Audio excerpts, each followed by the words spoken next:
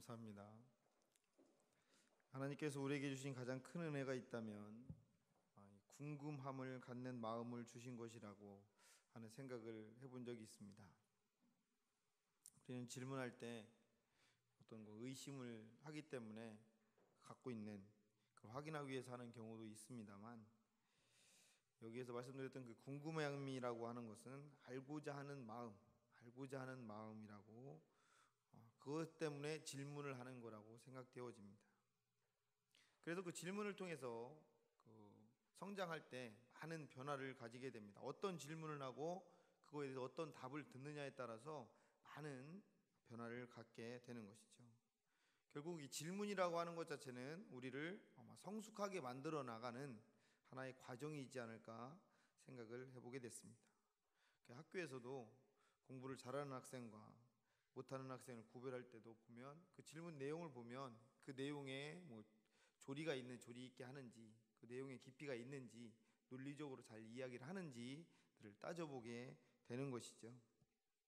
이런 걸 보면 사람이 삶에 있어서 그냥 사는 사람은 없지만 그래도 삶을 뚜렷한 목적과 가치관을 가지고 살아간다고 한다면 그 자신의 삶에 대해서, 자신의 인생에 대해서 그 목적과 가치관에 대한 끊임없는 질문을 던짐으로 말미암아 그 질문에 대한 해답을 찾아가는 과정들을 잘 만들어 가기 때문에 아마 잘 사는 사람들의 인생과는 본받을 만한 질문의 해답이지 않을까 하는 생각을 가져보게 됩니다. 손녀가 할머니에게 물어봤습니다. 할머니, 다시 태어나면 할아버지랑 결혼하실 거예요? 그때 할머니가 아무 망설임도 없이 당연하지. 손녀가 감격을 합니다. 우리 할머니 정말 멋지신 분이다. 할머니, 할아버지가 그렇게 멋지세요? 할아버지를 아직도 그렇게 사랑하세요? 할머니께서 대답하셨습니다. 어차피 그놈이요. 길들여진 놈이 그래도 낫지. 뭐 있습니까? 길들여져 가면 사는 거지요. 여러분은 대체 누굽니까? 여러분은 어디서 왔습니까? 우리가 진화됐습니까? 아니면 창조됐습니까? 아니면 우리가 지금은 무엇을 위해서 살고 있습니까? 오늘 하루 우리들의 생명과 관련된 여러 가지 질문들을 해보셨습니까? 또 우리의 삶의 본질은 무엇이고 이 세상에서 과연 내가 살아야 될까? 내가 존재해야 되나? 내가 살아가야 될 궁극적인 이유는 무엇일까? 어느 날 나한테 죽음이라고 하는 것이 불현듯 다가온다면 나는 과연 어떤 일들을 행할까? 과연 내가 땅속에 묻히면 썩어 문드러질까? 살면서 저도 아직은 어리지만 이런 질문을 제 스스로도 많이 던져도 봅니다. 운전하고 갈 때도, 위험한 상황들을 볼 때도, 또 사고 난 현장들을 볼 때도 저는 그런 질문들을 가끔가다 던져보기도 해요. 그럼 이런 질문은 내 삶을 더 좋은 방향으로 만들어 가기 위한, 아까 서두에도 말씀드렸던 것처럼 그런 좋은 삶의 인생의 살맛 나는 삶을 살기 위한 하나의 질문이지 않을까 생각됩니다. 이것도 어떻게 보면 하나님이 주시는 마음이지 않을까 하는 생각을 가져보게 됩니다. 그것처럼 질문을 가질 때 변화가 일어납니다. 그래서 어떤 질문을 하느냐, 정확한 질문을 하느냐 마느냐에 따라서 그 사람의 방향이 바뀌게 되는 것이죠. 그래서 우리 크리스찬 신앙인들은 나는 어디서 와서 어디로 가야 되는지, 내가 걷고 있는 이 길이 과연 나를 구원으로 인도하고 있는지, 이런 질문들을 가질 필요가 있습니다. 이런 질문이야말로 우리 신앙관을 돌아보게 되고, 내 신앙을 다시 돌아보게 되고, 우리 신앙의 의미를 부여하게 되고, 또 하나님의 존재와 간섭하심을 드러낼 수밖에 없는 질문이 되는 것이죠. 우리는 삶을 통해서 수많은 질문을 주고받습니다. 어떤 질문은 들어서 좋은 질문이 있어요. 어떻게 그렇게 살림을 잘해요? 어떻게 피부가 이렇게 고와요? 그런데 어떤 질문은 좀 헷갈리기도 합니다. 어떻게 그렇게 화장을 잘하셨어요? 요즘 고생이 심하시다면서요? 때로는 안 해도 좋은 질문도 있습니다. 이런 질문들을 보면 왜라고 하는 이유가 분명히 달려있죠. 아이들하고 같이 있다 보면 아이들이 이렇게 대면대면합니다. 뭘 이야기를 하면 왜, 또 얘기하면 왜만 계속 얘기해요. 그럼 그거에 대해서 계속 대답을 몰라 하고 제가 어른이라고 삐져서 갈 수는 없잖아요. 그냥 계속 대답을 해주면 아이들은 10번이고 20번이고 계속 왜만 합니다. 그런 거 보면 그 왜라고 하는 내용이 들어가 있는 거 보면 참 쓸데없는 질문들을 하고 있는 것 같아요. 또 과거 일에 대한 추궁으로 이어집니다. 나쁜 질문은 말하는 것이죠. 그래서 질문을 보니까 질문에도 살리는 질문이 있고 죽이는 질문이 있는 것 같아요. 잘 살펴보니까 살리는 질문에는 변화와 생명이 있습니다. 변화와 생명이 있어요. 근데 죽이는 질문을 보니까 추궁과 변명이 있습니다. 추궁과 변명이 따라다녀요. 죽이는 질문에는. 살리는 질문에는 존경이 따라다닙니다. 하지만 죽이는 질문에는 멸시가 따라다녀요. 살리는 질문은 정말 알고 싶어하는 질문이지만 죽이는 질문은 시험하는 질문이 많이 있습니다. 그리스 신화의 영웅이었던 오디푸스의 이야기가 있습니다. 이건 많은 작가에 의해서 연극으로 다루어졌어요. 그 중에서도 기원전 430년경에 상연되었던 소포클레스의 희곡이 유명한데 그 내용이 뭐냐면 테베의 왕 라이오스가 있습니다. 그 라이오스를 오디푸스가 죽이게 돼요. 그 테베의 왕위와 또 그 왕비였던 이오카스테를 드디어 그가 죽이면서 차지를 하게 됩니다. 그러나 자신이 죽인 라이오스, 그러니까 테베의 왕 라이오스는 자기의 아버지였어요. 자기 아버지였고요. 그리고 자신이 차지했던 그러니까 라이오스의 왕비 이오카스테는 자신의 어머니였어요. 이것이 밝혀지니까 결국은 어머니는 스스로 목을 메어서 자살을 합니다. 부모조차 제대로 알아보지 못했던 오디푸스는 자신의 두 눈을 뽑아버리고 맙니다. 그리고 의식을 잃고 있다가 오디푸스는 정신을 차리게 됩니다. 그때 그 입에서 나온 제1성은 놀랍게도 오 빛이여 라는 말이었습니다. 두 눈을 잃은 자가 마치 빛을 보고 있는 듯하게 말하고 있습니다. 그러니까 주위에 있는 사람들은 이해할 수가 없었어요. 까닭을 몰라하는 사람들을 향해 오디푸스는 이런 독백을 읊조립니다. 세상의 눈을 가진 그대는 이 빛을 보지 못하리. 세상의 눈을 가진 그대는 이 빛을 보지 못하리. 제가 지금 말씀드렸던 것은 옛날 그리스 사람들의 이야기입니다. 그냥 그리스 신화에 나오는 내용이에요. 이때 그리스 사람들은 아마 자연계의 태양의 빛, 그 우리가 보고 있는 빛, 이런 빛과는 전혀 다른 빛이 존재하고 있었음을 자신의 의식 속에 생각하고 있었던 것을 볼 수가 있습니다. 그러니까 육신의 눈과는, 우리들이 보고 있는 눈과는 상관없이 존재하고 있는 그 다른 빛이 있다라고 생각을 하고 있었어요. 그렇다면 이런 빛이 어디 있습니까? 여러분들 혹시 보셨습니까? 옛날 희극 속에만 존재하는 걸까? 그래서 제가 오늘 본문을 들고 나왔습니다. 오늘 본문은 일반적으로 후에 위대한 사도가 된 헬라파 유대인의 거두였던 사울의 회심장으로 불리고 있잖아요. 그런데 이것은 실은 좀 적절한 표현이 아닌 것 같아요. 왜냐하면 회심이라고 하는 것은 내가 돌아가는 거거든요. 내가 돌아서는 거거든요. 그러니까 내가 주체가 되는 겁니다. 인간이 주체적으로 행하는 방향을, 내가 가던 방향을 돌아서는 거예요. 도는 거죠. 근데 본문에서 바울은 오히려 그와는 정반대예요. 그러니까 주님에 의해서 일방적으로 사로잡히게 됩니다.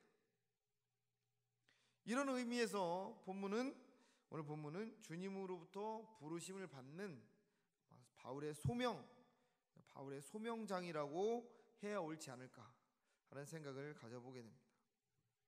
본문 1절, 2절이 이렇게 시작되고 있죠.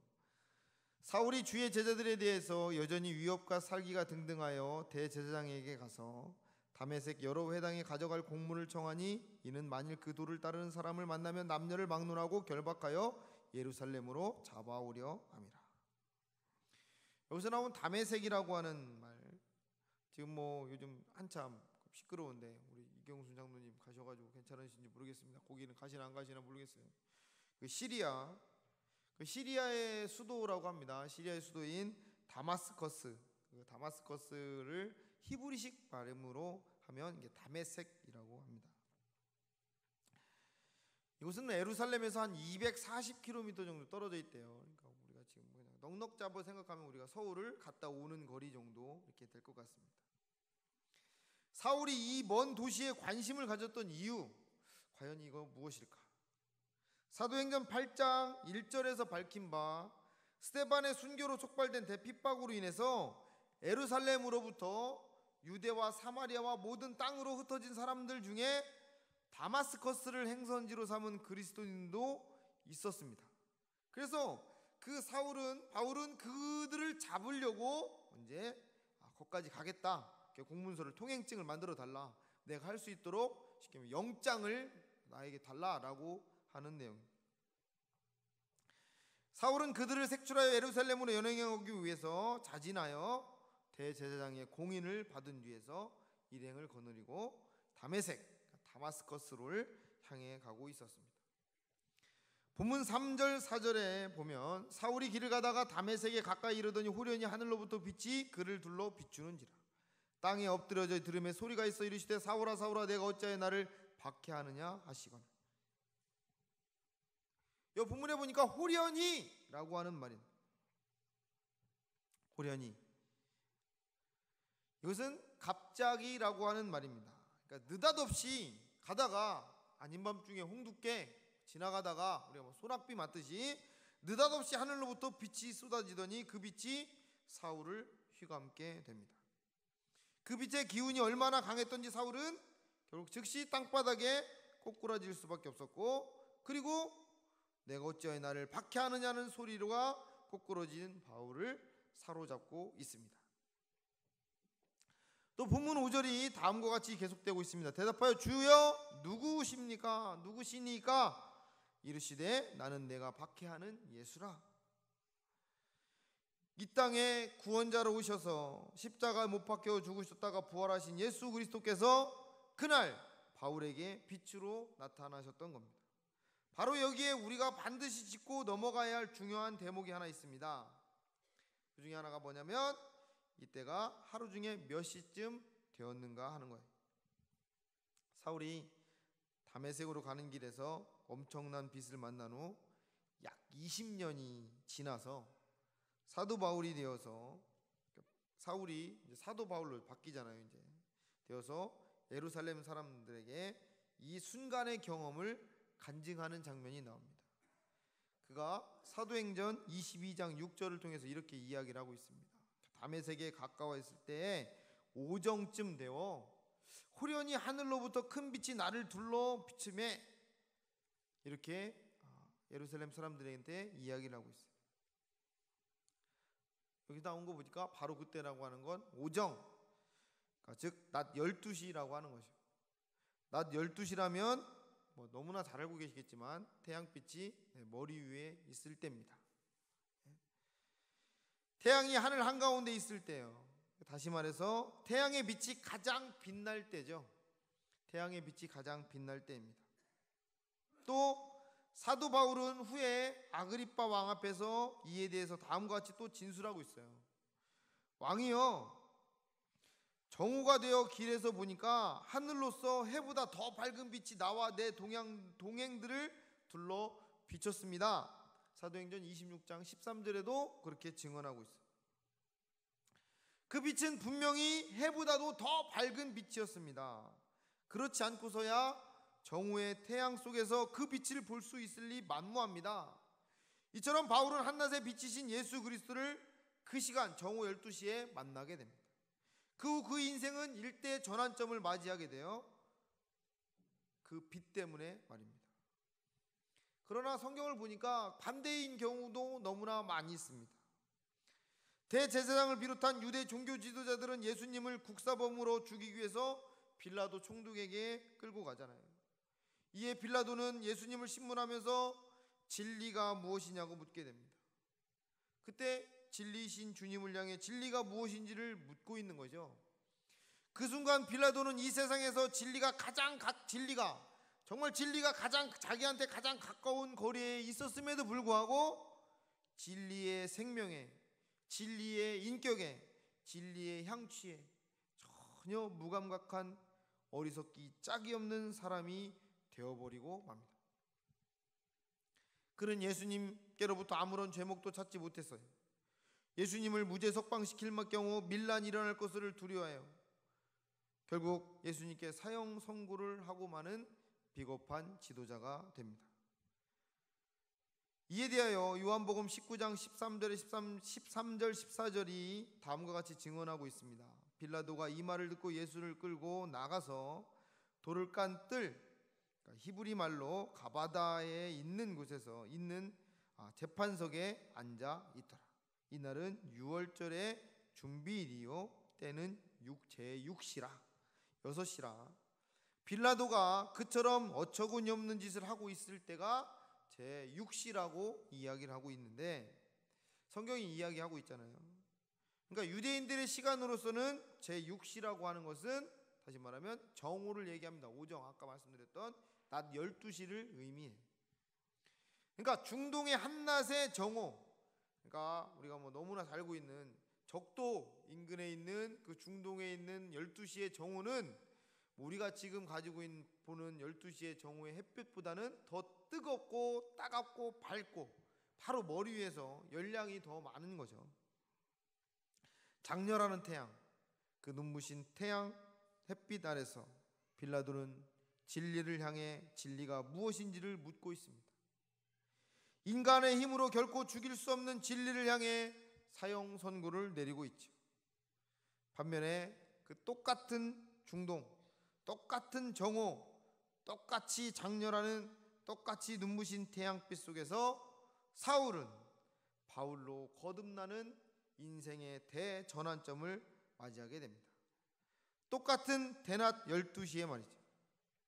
그렇다면 이 두 사람 간의 근본적인 차이점은 도대체 어디에서 유리할 수 있겠습니까? 그것은 바로 빛이신 예수 그리스도에게 있습니다. 다시 말해서 빛으로서의 예수 그리스도에 대한 인식, 그 생각 여부에 달려있는 거죠. 주여 누구십니까? 주여 누구시니까? 라고 하는 질문을 통해서 자신이 만난 분이 자신의 삶의 모습을 송두리째 바꿀 수 있는 분이심을 깨닫게 되었던 것이죠. 빛이신 예수 그리스도를 만난 것입니다. 그 빛 속에서 세상의 빛이 참 빛이 아님을 비로소 깨닫게 되는 것이죠. 그 빛 속에서 이제껏 세상의 빛 속에서 살아온 자신의 모든 삶이 허구와 거짓임을 분명히 보게 됩니다. 그래서 본문 8절 9절이 이렇게 일러주고 있습니다. 사울이 땅에서 일어나 눈을 떴으나 아무것도 보지 못하고 사람의 손에 끌려 다메섹으로 들어가서 사흘 동안 보지 못하고 먹지도 마시지도 아니하니라. 빛이신 주님을 만난 사울은 사흘 동안이나 세상을 보지도 못했고 아무것도 먹지도 심지어 마시지도 못했습니다. 빛이신 주님의 관점으로 보았을 때 세상의 빛만을 빛이라 생각하며 살아온 자신의 삶이라고 하는 것은 턱없이 초라하고 정말 더 이상 쳐다볼 가치도 없고, 그런 삶을 위해서라면 먹고 마셔야 할 의미 또한 있을 수 없었던 것이죠. 그렇기 때문에 이 사흘이야말로 이 이후로 오직 진리이신 주님의 빛 속에서만 살아가려고 하는 전혀 새로운 출발을 위한 진통의 기간이었던 겁니다. 그리고 그 후 그는 이 빛 속에서 위대한 사도의 길을 걸어가게 됩니다. 하지만 반면 빌라도는 주님과 얼굴을 마주 대하고 있었음에도 불구하고 그 빛이신 예수님을 내 눈앞에 바로 가장 가까이 대하고 있었음에도 불구하고 주님께서 빛이심을, 진리이신 주님만이 참 빛이심을 알려 하지 않았습니다. 그는 오직 세상의 빛만이 모두라 생각했던 것 같습니다. 세상의 빛 속에서 스스로 자신의 재판석에 앉아 행하는 모든 판결은 언제나 옳고 그 누구도 이 일을 제기할 수 없다고 믿고 있었던 것 같습니다. 주님이 참 빛임을 알았다고 하더라도 빌라도는 똑같은 오판을 했을 겁니다. 그것은 바로 자신의 자리를 내놓지 않으려고 하는 욕심 앞에 눈이 멀어 있었기 때문이죠. 그래서 그는 한낮 정오에 로마 제국 총독으로서의 위험을 다해 주님께 사형을 선고하고 있는 겁니다. 결국 그것은 오판이 되고 그로 인해 2000년이 지난 지금까지도 그 이름은 불명예스럽게 오르내리고 있습니다. 누구십니까?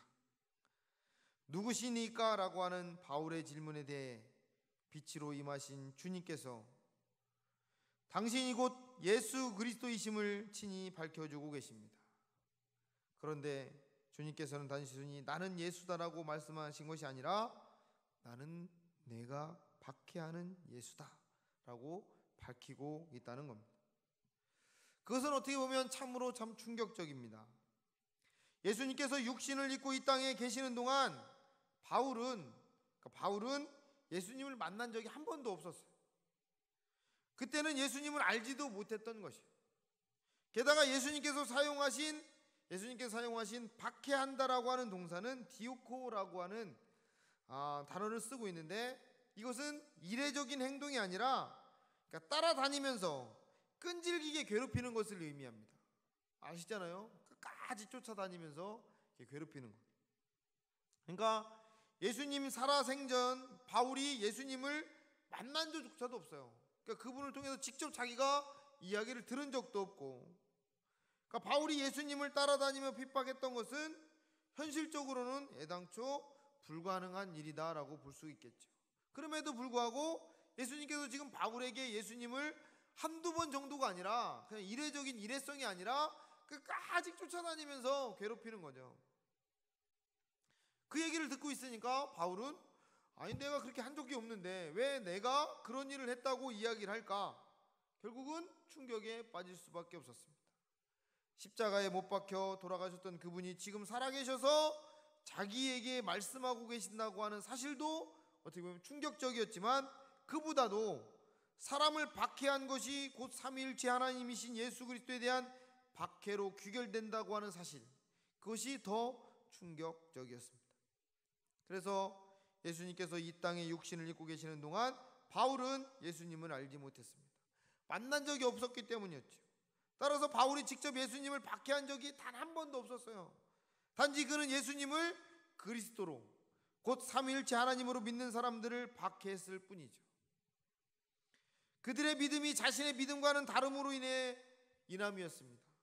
그는 자신의 신념을 위해 그리스도인들을 찾아다니면서 끈질기게 박해했습니다. 남녀를 불문하고 가차없이 색출해서 투옥시키는 일에 열심을 다해 앞장을 섰습니다. 그날도 예루살렘에서 240km나 떨어진 다메섹의 은신에 있는 그리스도인을 색출해내기 위해서 길을 가고 있던 중이었습니다. 이처럼 바울은 사람을 박해했을 망정 삼위일체 하나님이신 주님을 박해한 적이 적어도 자신의 기준으로서는 절대 없다고 느끼고 있었습니다.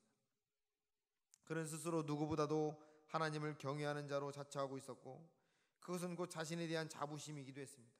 그런데 주님께서 바울에게 내가 어찌하여 나를 박해하느냐라고 말씀하시면서 바울이 박해했던 사람들을 주님 당신과 동일시하고 계시니까 바울의 충격이 더 클 수밖에 없었습니다.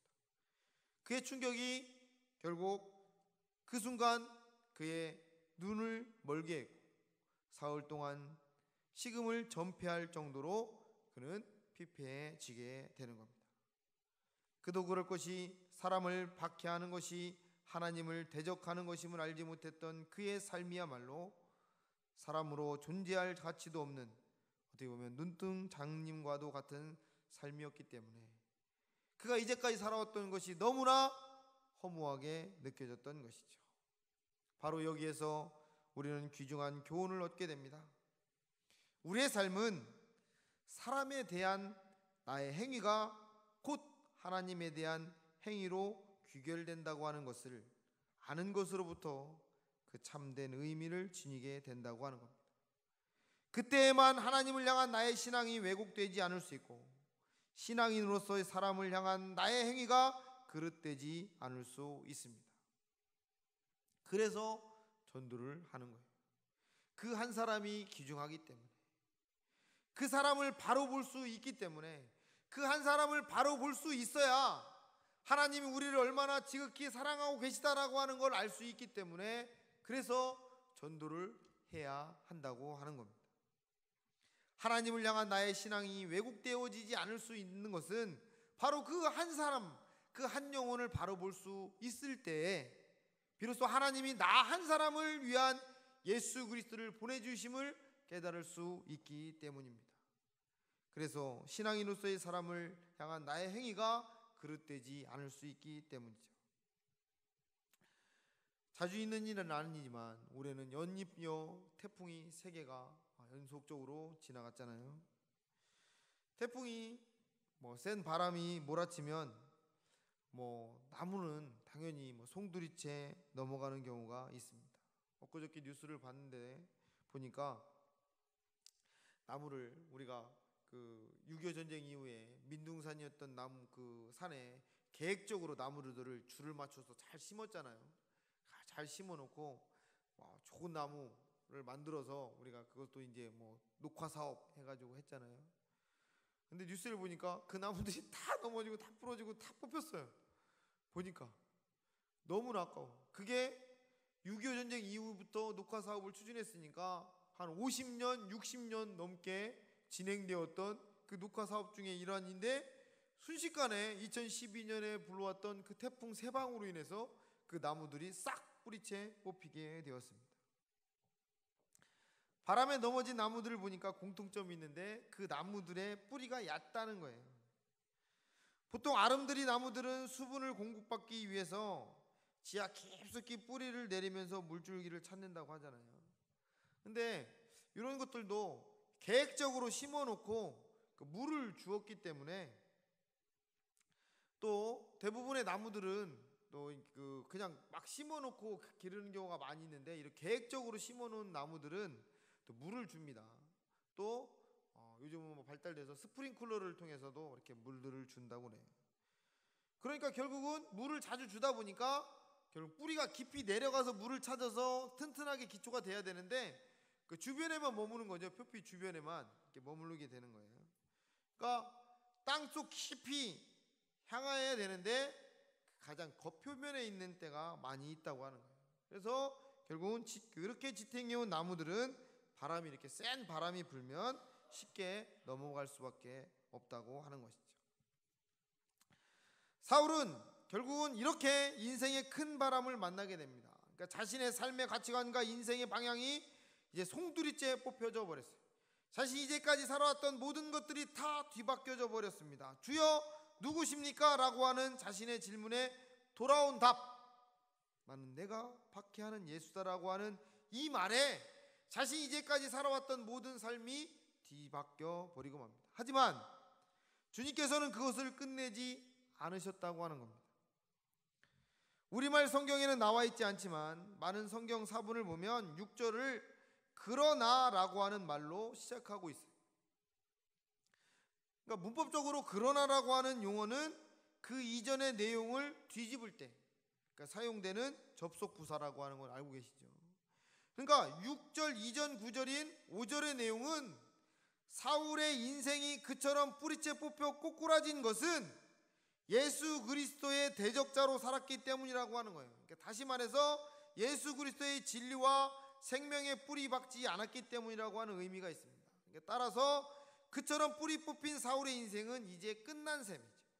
그런데 그 모든 내용이 주님의 그러나란 말씀 속에서 대역전을 이루고 있습니다. 대반전을 이루고 있죠.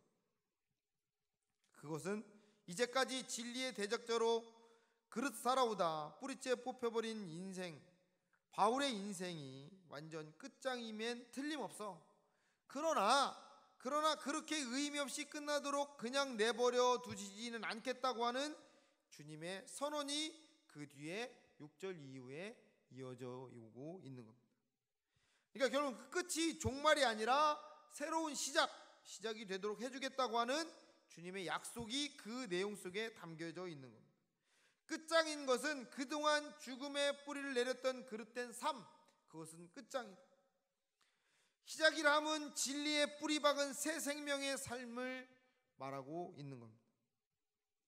그러니까 죽음의 삶을 살던 바울을 주님께서 다메섹 도상에서 한 손으로 꺾으셨던 것은 결코 그 자체가 목적이어서가 아니라, 바울 너 나를 받겠으니까 너 여기서 끝나야 돼 라고 하는 끊어버림이 아니었습니다. 드디어 다른 한 손으로 그를 참 생명에 접붙여 주시기 위함이었다고 하는 겁니다. 그래서 본문 6절은 다음과 같이 계속되고 있습니다. 너는 일어나 시내로 들어가라. 내가 행할 것을 내게 이를 자가 있느니라 하시니.